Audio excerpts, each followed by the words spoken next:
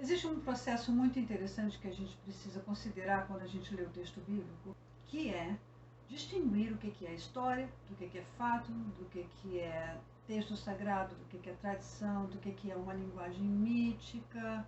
E eu estou falando por linguagem mítica, não significa linguagem mitológica, ok?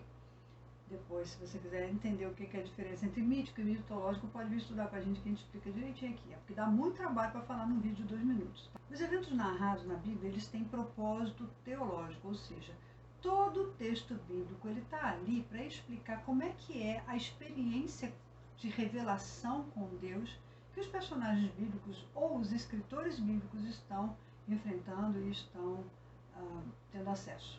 Tudo isso faz com que o modo de se narrar as coisas na Bíblia seja extremamente tendencioso.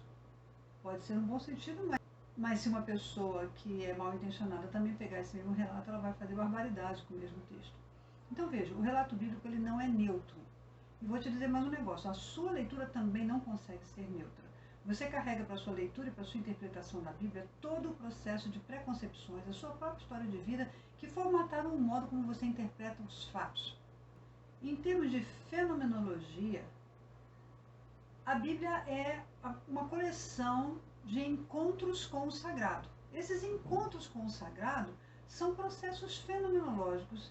A gente chama em ciência da religião de fenômenos religiosos e os atores desses processos são os sujeitos religiosos.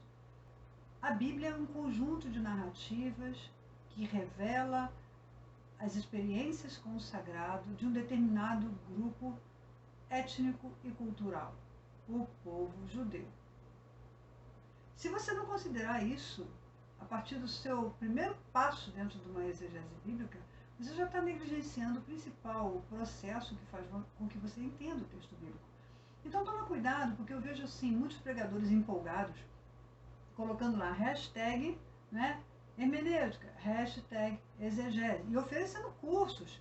Quando eu vou ver os conteúdos desses cursos, não tem nada de exegese ali. Tem muita pregação, tem muita homilética. Inclusive, dentro das igrejas do segmento pentecostal, se dá um valor muito grande para o pregador.